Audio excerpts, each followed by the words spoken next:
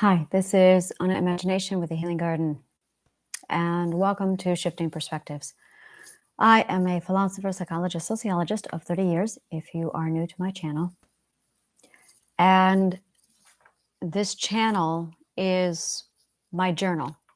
It is my research journal. I probably should have started right off with just leading into that. Welcome to my research journal. The reason why the words are so difficult for me to come up with is because they don't exist. Not in the fashion in which I use them.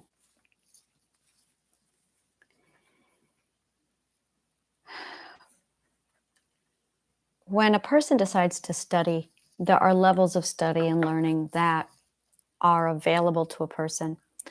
But we live in a perspective that's very limited to what we can see.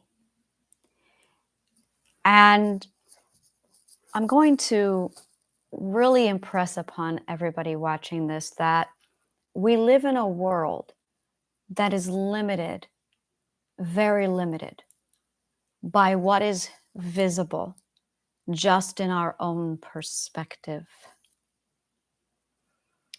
When you think in dimensions and you think that a dimension is located abstract in a different location, it gives you a different perspective when you think of a dimension as just standing at a different point of view. So that the word perspective and dimension actually mean the same thing.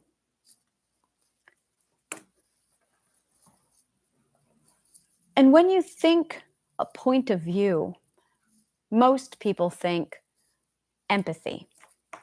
Most people think a point of view and empathy are the same thing. They're not. A point of view is viewing a person's perspective through their eyes.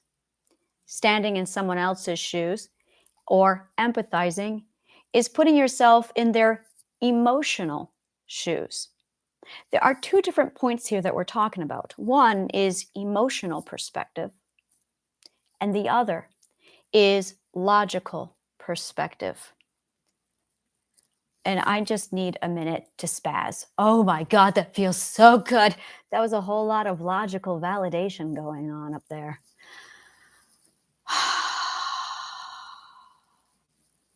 We have emotional perspective and we have logical perspective. Now, a lot of people think that emotions are illogical. This is false. That's what we call a false premise in the world of logic. That specifically is also leading to logical fallacy. And when you are a logical being, this shit matters. I could not figure out for a while why psychology was a branch of philosophy. I couldn't figure it out. Because what philosophy is grossly misunderstood. To study and practice psychology without studying or practicing philosophy is like conducting heart surgery when you haven't even picked up a crayon in the 5th grade. Because you lack the perspective in order to diagnose perspective. Philosophy is actually the study of perspective. Surprise! That's really what it is. We are grossly misunderstood by philosophy because it went extinct around the 4th century when the Roman Empire, the Council of Nicaea, burned down Alexandria. So very little is actually known about what philosophy is. But Plato left us some clues. I love clues. Plato left a gorgeous Easter egg all over the place. And when you pull apart Plato's Easter egg, the world changes. Now, this Easter egg was secret. It was very secret because this information is very, very important and very, very dangerous. Or so we believed, or so Plato believed. And in point of fact, every time someone tries to leak out this information, it doesn't go well. Socrates was killed, Christ was killed, Alexandria was burned, and Alexander the Great happened. As you can see, it's got a really bad rap. This is a really big fucking topic, the study of perspective. Our entire planet right now is being ripped apart because none of us can agree on which perspective is the one to follow. And there's 12 of us here, all going, no, my perspective is right. No, my perspective is right. How about they're all right? But we'll get to that in a minute.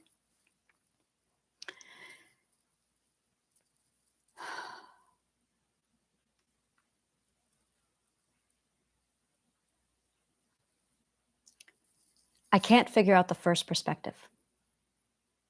Now, according to Dr. Graves, he says it's the caregiver stage. And he has some hypothesis. But it doesn't feel right to me. The logic is screaming wrong. So I've been trying to figure this out for a while. What is actually being learned at the first perspective? Now, definitely emotional management is part of this, but here's the logical fallacy. There are new emotions that come to us every single day. Every single perspective comes with new emotions, like self-forgiveness. Self-forgiveness. It is a vital emotion, one of the most important. It is the core ethic learned for the sixth perspective. It is such a vital emotion that it is the emotion that we learn at the sixth perspective. You know what's really interesting is the ethics, all of them, the six ethics are emotions. Makes you think, doesn't it? That an emotion truly is an ethic.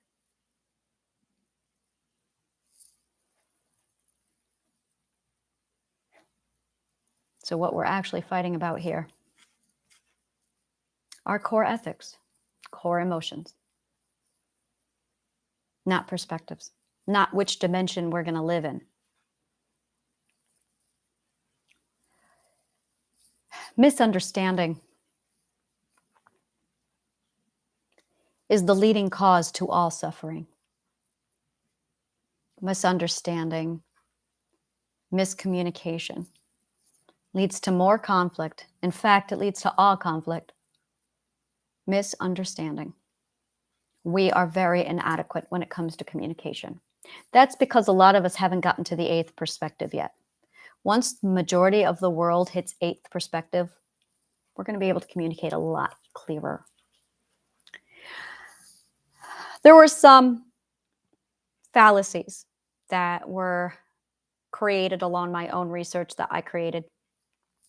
And then there were other false conclusions that were created that I adopted from Dr. Graves. So when we are doing work like this is basically logical argument. And when you have the logical argument that's correct, 100% success rate. Hands down. That's how you know it's right. Is you find the logical argument, and then when you put it through the tests, you get a 100% success rate. So far, it's checking out. The logic is substantial. I run it through tests. It comes back and I go, yep, there's the logic. There's the understanding. There's the success rate. Done. And the more I conclude a new logical argument, the more I look back at my old work and I go, oh, that's inaccurate. Oh, that's where that needs to go. So here I am now going back to that first perspective. Now, if you've heard me in all of my videos, every time I refer to the first perspective, I keep changing it, don't I? Every time. Self-care. No, it's self-emotions. No, it's emotional regulation. It's self-regulation. It's because I don't know. And neither did Dr. Graves. He said that it was the caregiver, but he did not specify what ethic was learned.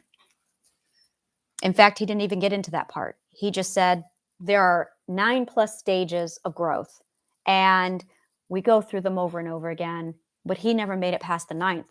He was in the 8th perspective when he could see it. That's what you get when you get into the 8th perspective. No, actually the 7th perspective. You can see it. You walk through crowds and everyone has a perspective over their head, and you can go, oh, that person's 2nd perspective, that person's 5 perspective, that person's 10 perspective, that person's... And then if you know psychology like I do, You can have a conversation, determine which subconscious mind, well, you'll find the subconscious mind and the identity, separate them, and they'll each have their own perspective. It's extraordinary. It's extraordinary. So the subconscious mind will have its own number, reflecting the logical perspective, but the emotional perspective will have its other.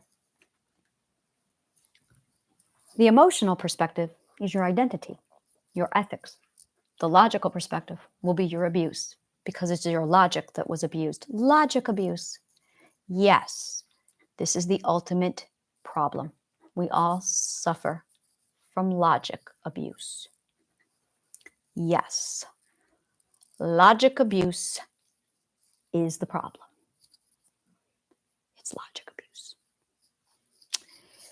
People project their logic abuse onto other people, which creates perspective abuse, which then gets projected onto other people into nonconformity abuse, which then gets projected onto people into, and that's when you start breaking down all of the little stuff.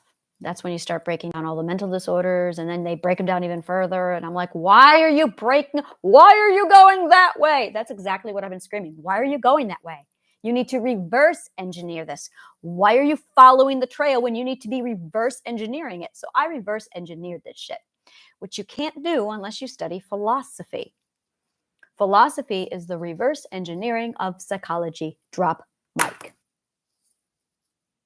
That's all it is. That's really what it is. Philosophy is the reverse engineering of psychology. That's right. So yeah, I do believe that traditional therapy, traditional psychology is garbage, is because they're not actually doing psychology. They're just repeating because they're stuck in the second stage of learning. You need to be a philosopher if you're going to study psychology. That being said,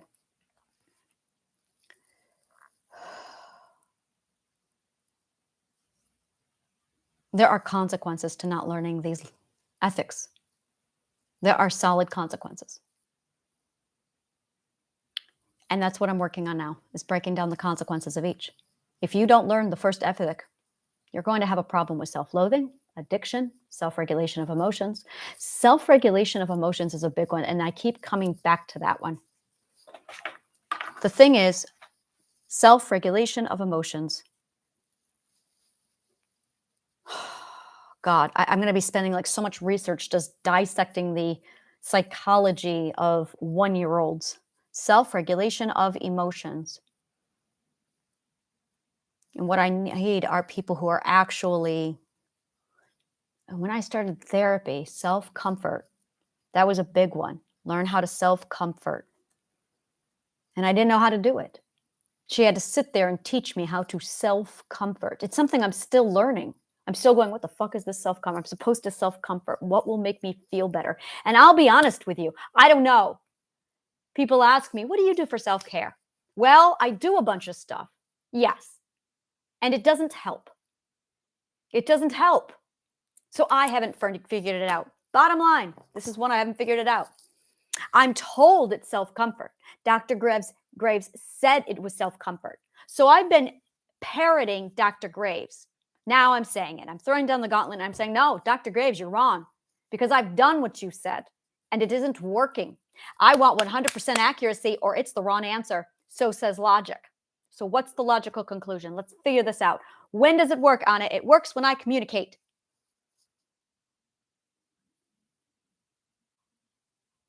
But we can't communicate because we're infants. We can cry. Perspective shift. Let's go inside the infant's head. Wow, look at that. Okay, let's do this. Well, inside the infant's head looks like feeling. There's just feeling. And there's no words for the feeling. There's no words for the feelings. You can't articulate. You start to value words. So the child goes through a value for words, which is why we start to learn repetition. Those are just tools. Empathize with the infant. What would the infant? It's just feelings. feelings. Feelings, confusion, fear, hunger, emotions. The child must prioritize value words. In order to value words, you must suffer. You must suffer. Breaking point, frustration, anger, priority change. I'm going to learn me those words that child thinks, feels. But to do that, you have to let the child cry. Stop guessing what the child needs. Enabling over-nurture. Over-nurture. No discomfort. No change in priority.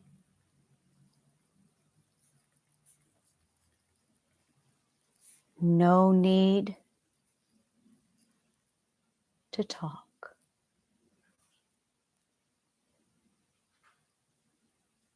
No need to talk. I was over-nurtured as an infant. Over-nurtured. So there was zero discomfort. Zero discomfort. No change in priority. You have to let them cry. Make them talk.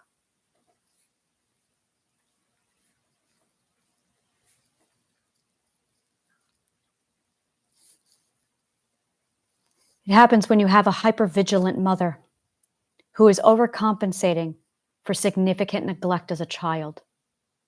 That's what it is. She swung black and white. My mother was horribly neglected, too neglected.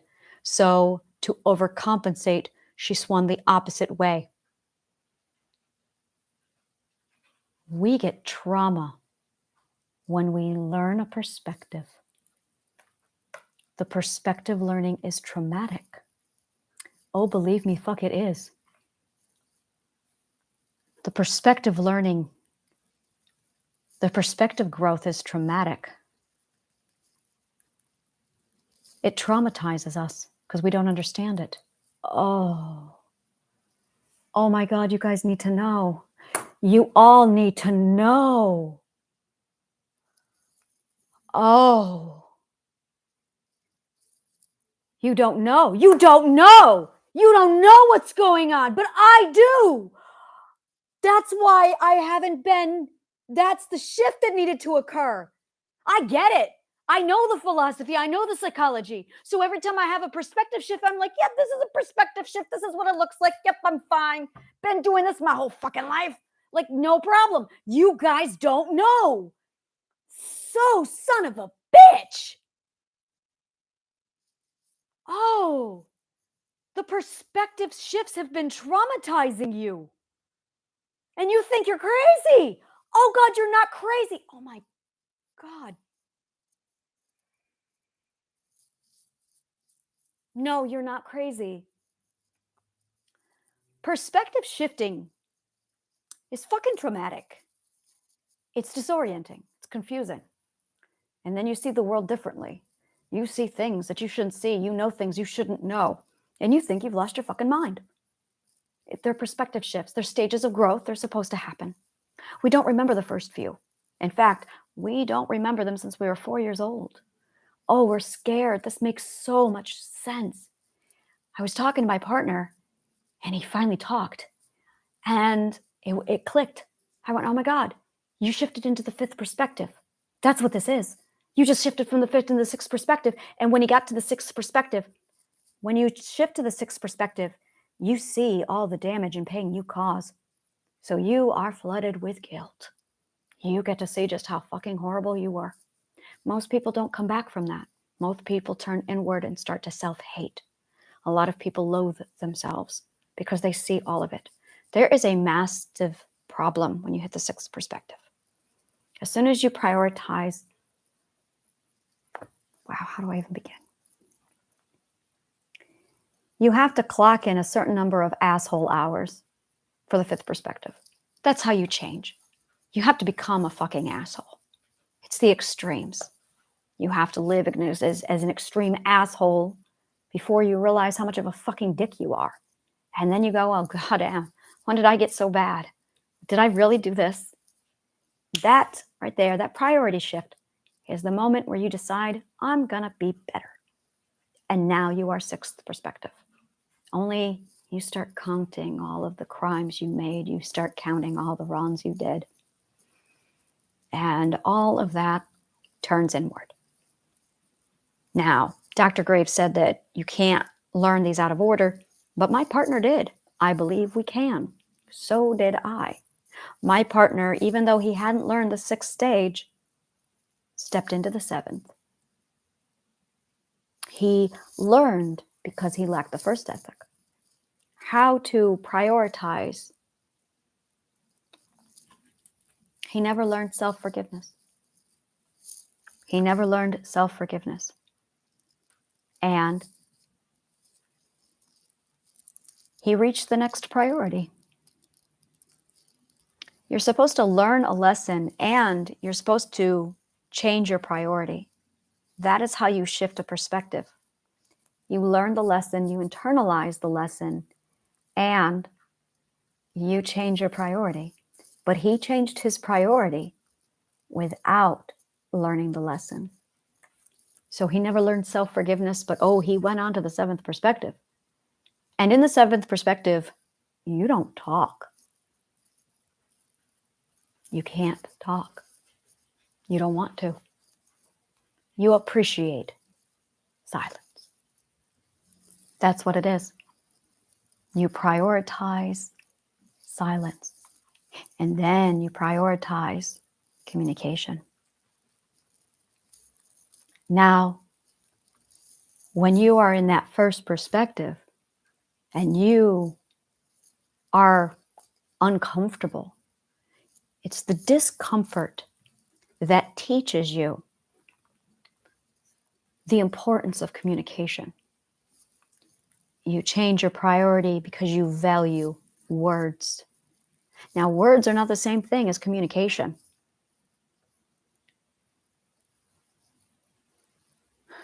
You have to emotionally suffer in order to value words. You have to emotionally suffer so that you can start articulating your emotions and your needs and your feelings and your wants. That is the first emotion. That is the first ethic. You are emotionally suffering, and you get to that point where you suffer so much that you value words. And that's it. What you prioritize becomes your suffering. And that's all it is. What you prioritize, you take it to an extreme, and then you value something else. And then you desire a balance. Now, if you don't suffer, then you never learn to value something different. And if you never learn to value something different, you never learn how to balance them. Welcome to black and white thinking. And all of this is internalized by the time you reach the seventh, eighth perspective. In fact, that's one of the things you learn at the ninth perspective is balance. You value balance. That's what you value. That's what you learn at the ninth perspective, is you value balance. You value an integration. Now, here's the thing. When you start to value integration, you start to integrate. And when you start to integrate, you really integrate. And you realize that you had more than just split personalities. You realize that you are a lot more than just a man. You realize that you are much, much more, and that everybody has split personalities because we have not been integrated. So you start integrating, and it doesn't stop. You start reverse engineering your own identity. That's what you're doing. You are reverse engineering your own identity. Welcome to philosophy.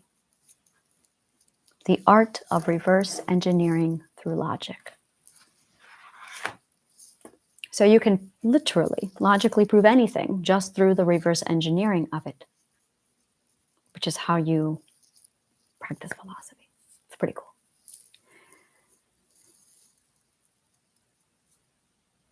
At the fourth perspective, at the fifth perspective, something else happens. You start to see the sixth perspective. You start to realize how much of an asshole you are. And some people cannot handle all of their transgressions. So you stop growing. You de-evolve. You get worse. You start drinking. Fifth perspective is really when a lot of things fall apart, because you start to see all the lack of ethic you've had up to that point. And now you've got to find a way to live with yourself. It's called self-forgiveness.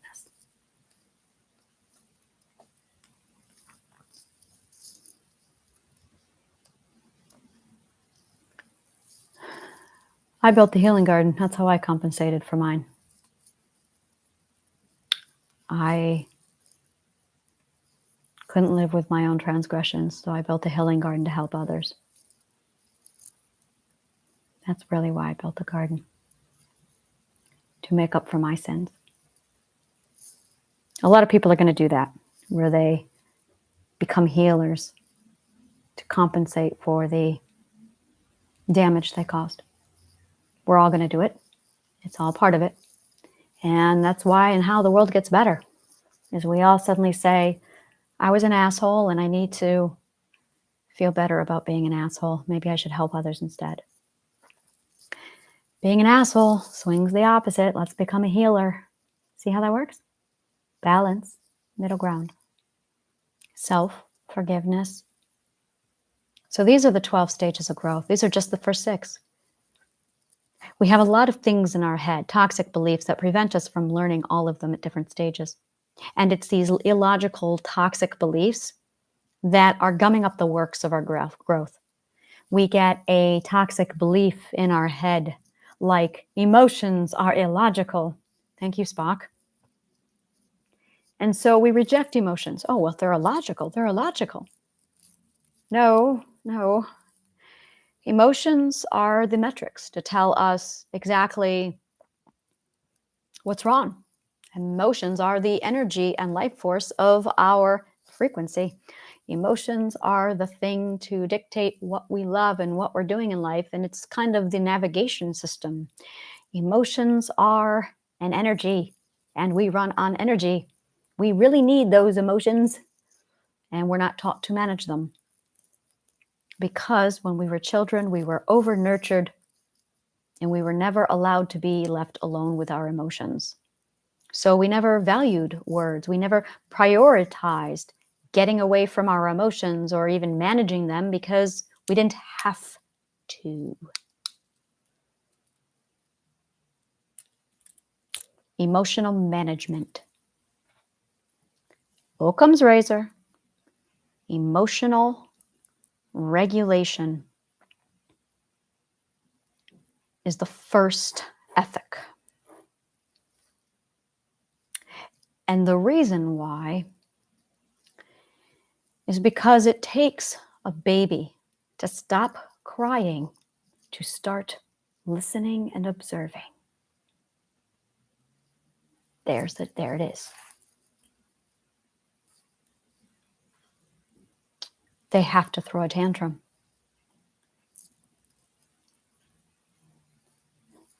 Ignore the tantrums. That invalidates them, doesn't it? But they need to learn how to talk. Stop talking in the middle of a tantrum. They need to learn how to value words, which they didn't learn when they were an infant. So if you over-nurture your child at the first stage, the child is going to have extreme tantrums later because it never learned how to value words. Terrible twos. You're not supposed to have a terrible two. You are supposed to have a child that emotionally regulates their emotions. I thought it was self-comfort. No, it's not self-comfort. That's what we were taught. Oh God, this is driving me crazy. But I'm back to self-comfort. Okay, that is a patriarchal term. That is something that came out of that is something that came out of Wonderland. Let's assume for a minute that the word itself is logical. Let's just stop and think. Care. What the fuck does that even mean? Take care of yourself. Who is using this word? Care. Etymology. Who is using this word? What does this mean? Take care of yourself. Grief. The word means grief or sick bed. Yep. So when we say take care of yourself, we are saying take death of yourself. Take sick bed of yourself. Nurture yourself is what I want to say. Nurture yourself. Nurture yourself. Over nurture. There. Don't cry. Feed the child. Yes, feed the child. Yes, you definitely want to change the child. The child needs to be cleaned. And the child needs physical contact. But how much? The child needs skin-to-skin contact. But how much? The child cannot communicate.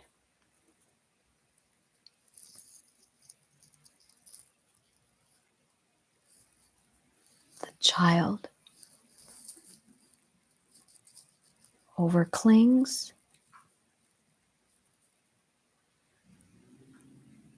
overdepends, overattached are symptoms of inability to soothe the self. God, this is really hard translating, baby.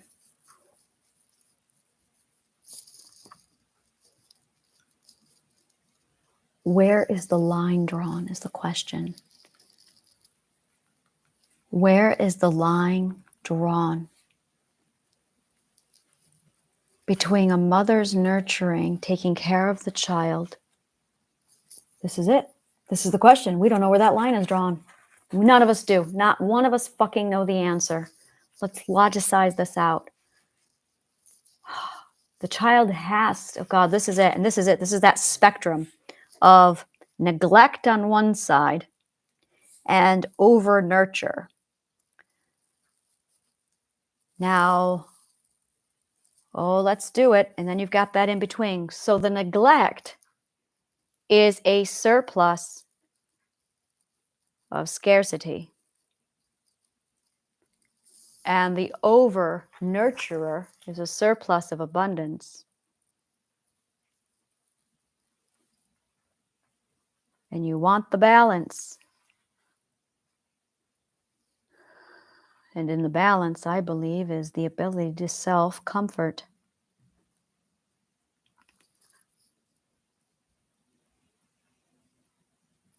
Comfort means soothe. Soothe is in relation to fears.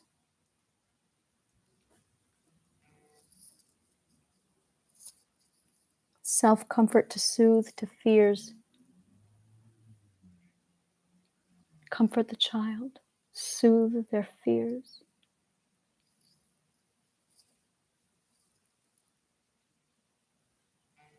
Physical, skin-to-skin contact.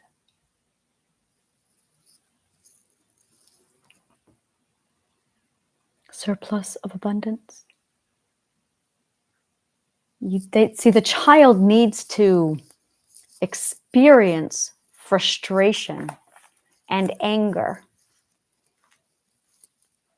of not being able to communicate. They need to shift that priority to communicate.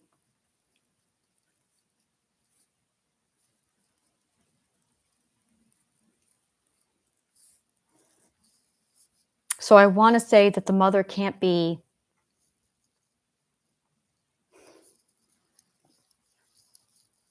when I was at a camp site, I was camping one year. I went to the bathroom and there were birds with a nest of fledglings. 3 birds, maybe 5 in the nest. And the mother and the father bird were both around the nest, taking turns feeding the children. I watched the mother fly in, distribute food, fly away. Father came in, distributed food, flew away. Time passed. They came back. Mother gave the food, flew away. Father came back, flew away. More time passed. And I watched the mother and father fly away, and I noticed those assholes were not gathering food.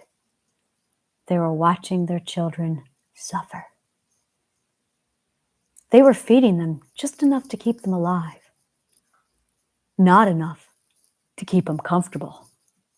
Oh, they fed them. They did take care of them. And if someone swooped around them, oh, they were there to squawk them off. But they made sure that they did not gorge those fledglings. And I thought, now why would they do that? Their children are hungry. And they were deliberately starving the children. And I went, why would nature do this? Why? Because you need to suffer to have motivation. Because if you feed the children, they never decide, well, fuck this shit. I'm going to go get my own food. I am going to learn how to fly.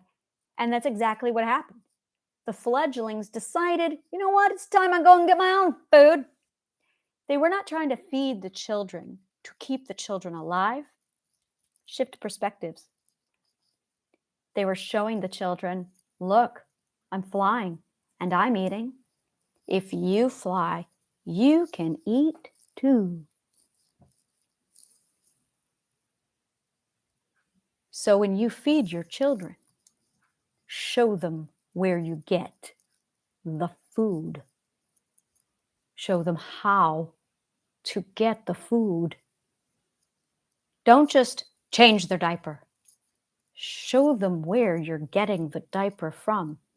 Show them you at the store, you doing laundry. Show them, hey, this does not magically appear. Show them the value of resources and learning. They need to watch and mimic.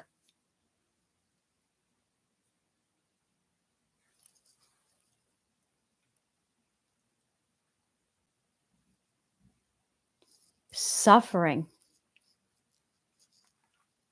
It comes down to this, where is the line drawn? At what point does suffering, and here's the thing, this is a balance between communication. No, sorry, this is definitely a balance between communication and suffering.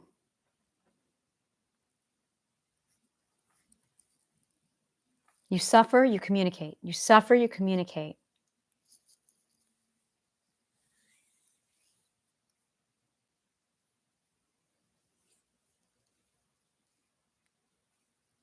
Wow. All right, I'm going to shut this off here. I've got a lot that I'm thinking about, a lot that I'm processing. Yes, switching perspectives is traumatic. It can absolutely be traumatic. Um, Learning, I didn't even think about this. When you get to the fourth perspective, God, this didn't even occur to me. When you get to the fourth perspective and you finally learn, well, yeah, the reason why the fourth perspectives are so gun-ho about laws and rules is because it's an overreaction. It's an extreme response to the suffering you had to endure in the third perspective of being isolated and without community. You go without community and you go, oh my God, that was so horrible and traumatic. I'm going to make sure I have all the community. It's a trauma response. You get all the community. You completely surround yourself with all the community. You shove rules down everybody's throat because, oh my God, I lived without rules. It was Lord of the Flies. It was horrible. Here's some rules. And you're suffering. Now you're just making sure that you're suffering not at all because you're overcompensating on the rules. You got to bring that down. And that's what it is. It's realizing, oh, I don't have to be so extreme. I can turn this down. When you turn it down, oh, look, there's accountability. Oh, I am accountable for my actions. Oh, I abused a lot of people with all those rules when I was cramming them all down their throats. Now you have to sit and regret. So now you swing the other way. Oh, well, I'm going to make sure I'm over concentrating. I'm going to make sure I pay attention to everybody's feelings and emotions from now on at the expense of my own. And I'm going to punish myself for all the shit I caused people.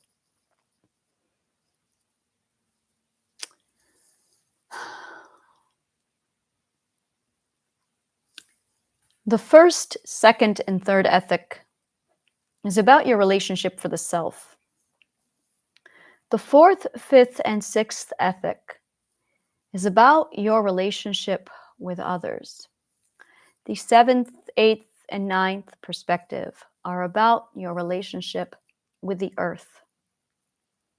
And the 10th, 11th, and 12th perspective is about your relationship, you, with the universe.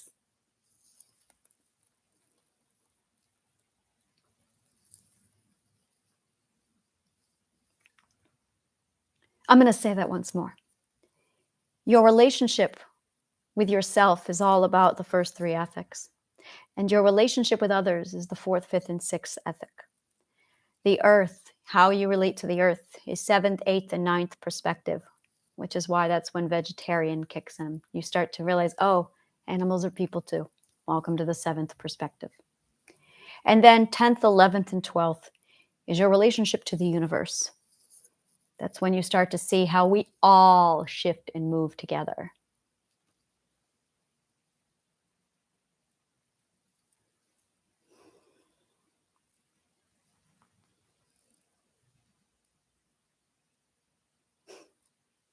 I believe I just found another perspective. I'm 11-3 because I'm still learning about the self. So I am an 11-3 and I'm in the fourth perspective. I am an 11-3. Look at that. That's why I'm going through the perspectives again. I already noticed it. I was going, why am I relearning these perspectives? And I'm doing it. I am at the third perspective. Oh, those are the 12 stages. Those are the milestones. Oh my God, I feel like such a fucktard. I shouldn't say that word anymore. Oh my God, I feel like such an idiot. Oh my God, I cannot believe. You have to go through 12. You have to go through the 12 milestones within each perspective to graduate to the next level. So right now I am at 11-3. I am learning how to trust community and friendships at the 11th perspective. And then I'm going to learn how to self-govern at the 11th perspective. And then I'm going to learn how to become accountable at the 11th perspective. There it is. I can start tracking this. I can start tracking this. Oh, I'm so excited. So yes, I am at 11-3. I am learning how to trust people. Wow, this is extraordinary. Yeah, we just keep cycling through the 12 perspectives over and over again, just over and over again, over and over. And as soon as you get to the 12th perspective of the 12th perspective, it flips you again and you go into the next perspective. So knowing where you are with all of these, you can consciously start to do it. When you start to consciously do it, it just clicks right into place. It's beautiful. All right. If you love shit like this, like, subscribe, follow, comment below. Let me know what part of the show resonates with you. And if you want to know more about what I do, if you want to learn how to do this, take a look at my link tree below. Thank you. And this is by the way, Triadic Healing. This is it. Thank you so much. And may the kindest of words always find you.